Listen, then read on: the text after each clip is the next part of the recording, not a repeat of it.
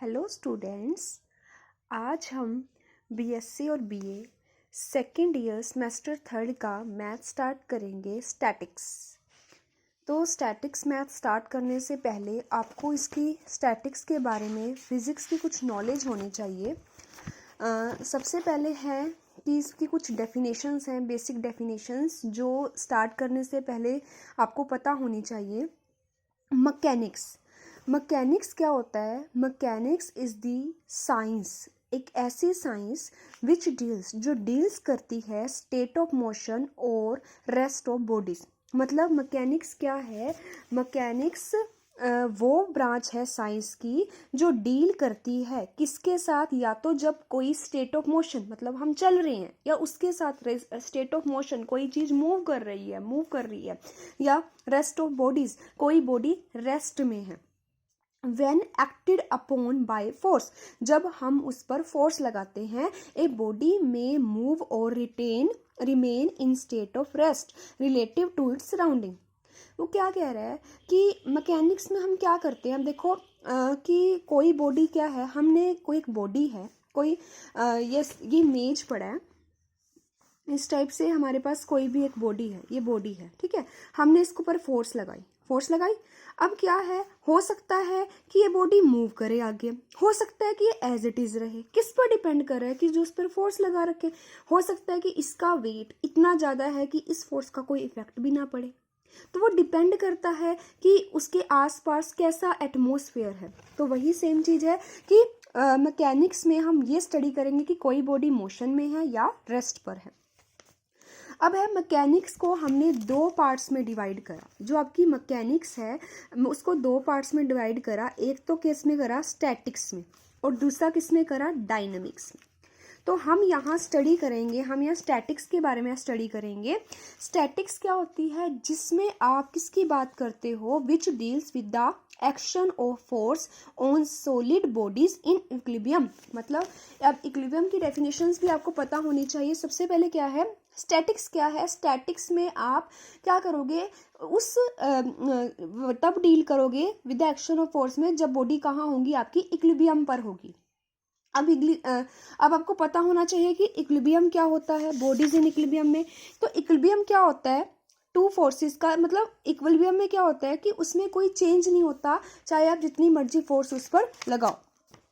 तो उसके बाद क्या है? डायनेमिक्स। इक्विलिब्रियम स्टैटिक्स में क्या होता है कि जो डील करता है action of force on solid body in equilibrium में। और डायनेमिक्स क्या होता है? डायनेमिक्स वो ब्रांच होती है जो एक्टिंग करती है बॉडी पर जब बॉडीज मोशन में होती है, on bodies in motion.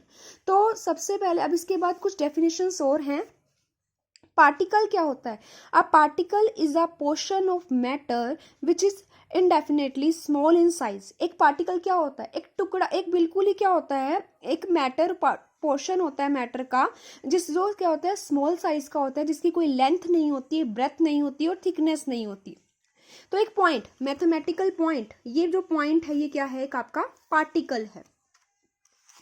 Next क्या है आपके पास? नेक्स्ट डेफिनेशन है रिजिड बॉडी। रिजिड बॉडी का बहुत ज़्यादा यूज़ है इस पूरी बुक में। रिजिड बॉडी क्या होती है? एक ऐसी बॉडी जिसमें क्या हो, जैसे आपको पता है कि कोई भी बॉडी, कोई भी चीज़ क्या होती है? पार्टिकल से मिलकर बनी होती है। तो ऐसी बॉडी, जैसे ये बॉडी है, ये आपकी बॉडी है पूरी, एक पार्टिकल यहाँ है, एक पार्टिकल यहाँ है। एक ऐसी बॉडी जिसमें पार्टिकल्स के, एक पार्टिकल यहाँ, एक पार्टिकल यहाँ, पार्टिकल्स के बीच का जो डिस्टेंस है वो सेम रहे, कोई चेंज ना आए। क्या है? अ पार्टिकल क्या है आपकी rigid body? A body is said to be the rigid if the distance between any two particles of this body remain unchange no matter when force act on it.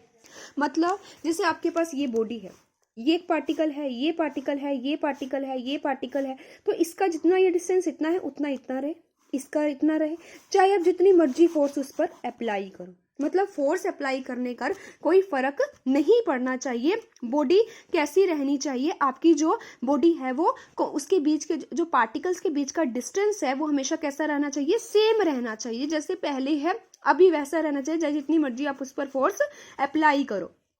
तो उसको क्या बोलते हो आप? Rigid body. जैसे पत्थर है, पत्थर लिया आपने, पत्थर पर क्या होता है कि आप उसको एक देखो कोई भी एक्चुअल में कोई बॉडी रिजिड बॉडी नहीं होती।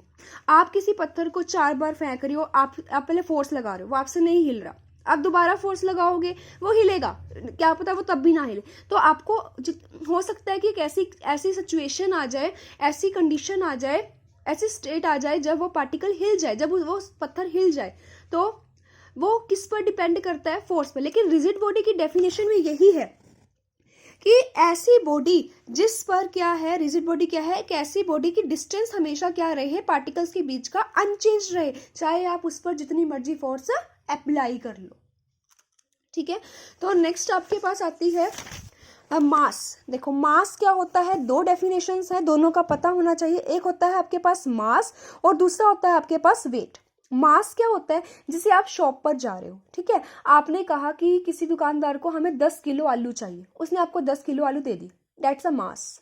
मास एक क्वांटिटी होती है। और वेट क्या होता है, वेट एक फोर्स होती है।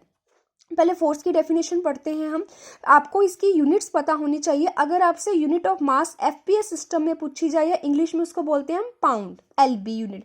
सीजीएस सिस्टम में होती है ग्राम और मीट्रिक सिस्टम में होती है किलोग्राम। क्वेश्चंस में ये डायरेक्ट आपको पता होनी चाहिए, कई बार ये शॉर्ट क्वेश्चन में भी आ जाती है कि मास की एफपीएस यूनिट क्या है, या फिर मास की क्या है, फ्रेंच सिस्टम में यूनिट क्या है इसकी। फोर्स क्या होती है, फोर्स क्या होती है, फोर्स एक एक्शन जो एक्ट करता है बॉडी में, चेंज या tend to change the state of rest और uniform motion of body is the straight line.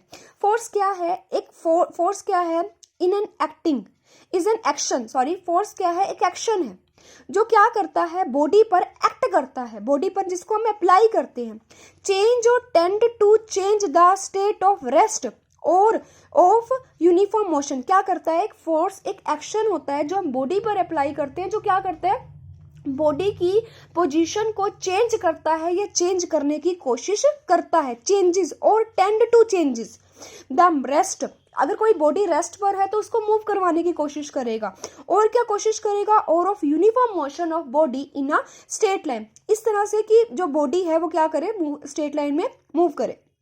अब वेट देखो, आप कल्पना चावला गए होगे, कल्पना जो कुरुक्षेत्र में है, कल्पना चावला आपने, या फिर आप कहीं और भी देख सकते हो कि वहां पर क्या है, एक वेटिंग मशीन है, उसमें क्या है कि हर जगह पर मतलब अगर आप अर्थ प्लेनेट पर देख रहे हो तो वहां आपका वेट एक और चीज होगी, जब आप किसी और प्लेनेट पर देखोगे, आपने चेक करा होगा कहीं पर 135 kg 200 kg इस टाइप से आपका वेट डिफरेंट करता है। वो किसके कारण होता है, वो वेट क्या होता है, वेट होता है कि जैसे आप कोई फोर्स जो है, एक वेट एक फोर्स होती है, जैसे ग्रेविटेशनल फोर्स होती है, जो जिस फोर्स के कारण ग्रेविटी जो होती है, ग्रेविटी जिसको अर्थ जो होती है चीजों को अपनी ओर अट्रैक्ट करती है।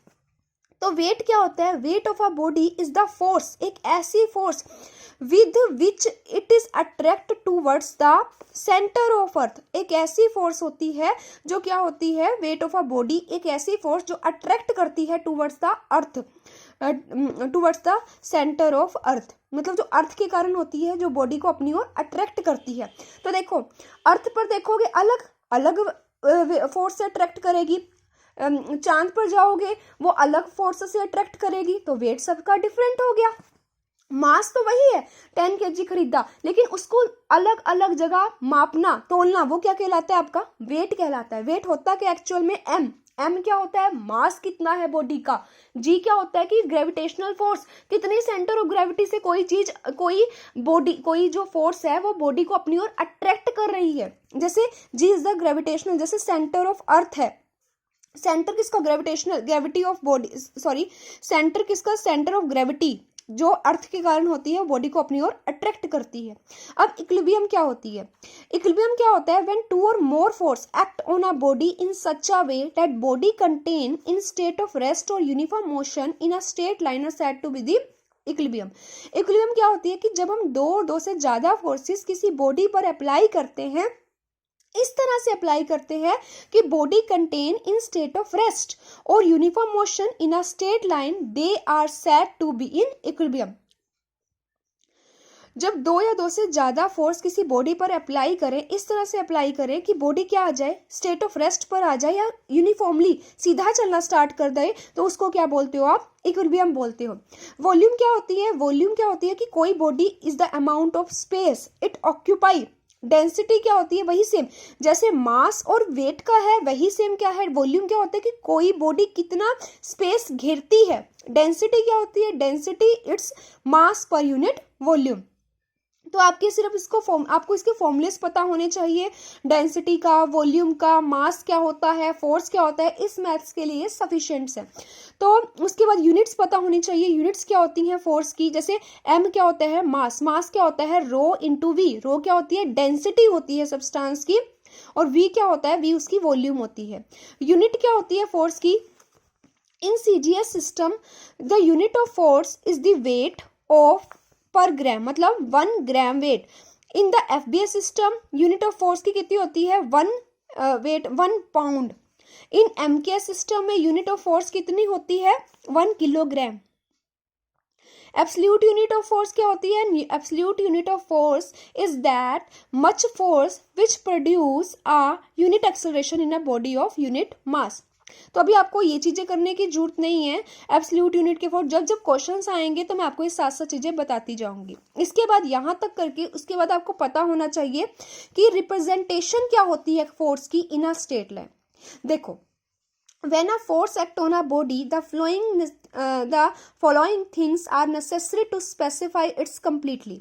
अगर हमने किसी फोर्स को एक स्ट्रेट लाइन के द्वारा बताना है, एक स्ट्रेट लाइन के द्वारा, एक तो इसका मैग्नीट्यूड पता होना चाहिए, मैग्नीट्यूड इसकी डायरेक्शन, कि किस डायरेक्शन में जा रहा है, और इट्स पॉइंट ऑफ एप्लीकेशन, मतलब कहाँ से फोर्स एक्ट कर रही है, किस पॉइंट पर वो एक्ट कर रही है।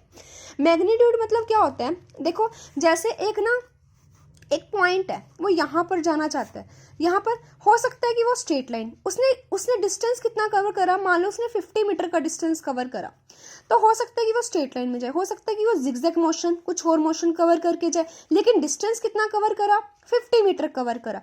डायरेक्शन चेंज है, क्या हुआ, इट्स मैग्नीट्यूड क्या रहा, अब क्या है, जाना यही है, डायरेक्शन वही सेम चीज रही, क्या चेंज हुआ, मैग्नीट्यूड, करना 50 मीटर का डिस्टेंस कवर है, तो वो क्या कहलाएगी, उसकी मैग्नीट्यूड। डायरेक्शन क्या होती है कि वो किस डायरेक्शन में जाना चाहता है। आगे क्वेश्चंस में आप डायरेक्शन कि उसकी क्या डायरेक्शन है, आप एंगल फाइंड आउट करोगे उस चीज के लिए। इट्स पॉइंट ऑफ एप्लीकेशन मतलब कि वो किस पॉइंट से फोर्स जो है वो किस पॉइंट पर एक्ट कर रही है। तो thus a force can completely be represented by a straight line PQ in magnitude and direction as PQ क्या है, मैग्नीट्यूड है कि वो यहाँ से यहाँ तक गया, डायरेक्शन क्या है उसकी, Q की डायरेक्शन है। Where P is the point of application, PQ represent the line of action and direction from कहाँ से है, P से Q। यहाँ डायरेक्शंस बहुत मैटर करती हैं, इसलिए इन चीजों को ध्यान रखना। QP क्या है, अपोजिट डायरेक्शन है किसकी, Q to P की। अब है equilibrium of two forces. Equilibrium क्या पढ़ा था कि जब दो या दो से ज्यादा फोर्स किसी बॉडी पर एक्ट करती हैं, इस तरह से एक्ट करती हैं कि बॉडी जो है वो रेस्ट पर रहे या यूनिफॉर्म मोशन में आ जाए एक स्ट्रेट लाइन में, तो हम उसको क्या कहेंगे कि आपकी जो बॉडीज हैं वो कहाँ है, इक्विलिब्रियम में है। तो टू फोर्सेस कब अप्लाई करती है, इक्विलिब्रियम ऑफ टू फोर्सेस। तो टू फोर्सेस हम act on a body are in equilibrium, दो फोर्सेस एक्ट कर रही हैं किसी बॉडी पर, वो इक्विलिब्रियम पर कब होगी, आर इक्वल इन मैग्नीट्यूड, जब उनका मैग्नीट्यूड इक्वल होगा। Are act along the same line, जैसे क्या है, ये बॉडी है, ये क्या है, ये एक लाइन है इसके अंदर या कोई पॉइंट है, यहाँ से जो फोर्स कर रही है ये क्या होनी चाहिए, एक इनका मैग्नीट्यूड, एक आपकी फोर्स यहाँ है, इसका मैग्नीट्यूड सेम होना चाहिए दोनों का, दोनों क्या है, अलोंग द सेम लाइन में होनी चाहिए, act along the same line में एक्ट करनी चाहिए। तीसरा क्या है, अपोजिट डायरेक्शन है, मतलब ये चीज है, हमने एक इसके नीचे से फोर्स लगाई, एक ऊपर से लगाई, जैसे हाथ है, एक ऊपर से फोर्स लगा रहे हैं, एक नीचे से फोर्स लगा रहे हैं, ताकि ये क्या ले, बैलेंस रहे चीज। तो हम क्या कहेंगे, equilibrium of two forces are in opposite direction. Forces कैसी होनी चाहिए, अपोजिट, एक ऊपर से एक उसके अपोजिट डायरेक्शन में होनी चाहिए। अगला क्या है, the converse is also true which state that if two forces acted at a point on the body are in equilibrium they must be equal in magnitude. मतलब इसका कन्वर्स भी ट्रू है, इसका आप यूज क्वेश्चंस में करोगे। आपसे ये पूछा जा सकता है कि टू बॉडीज इक्विलिब्रियम में कब होती है, एक तो क्या होनी चाहिए, इक्वल मैग्नीट्यूड होना चाहिए, सेम एक्ट करनी चाहिए, सेम लाइन के अलोंग, अपोजिट डायरेक्शन में होनी चाहिए। अगर ऐसी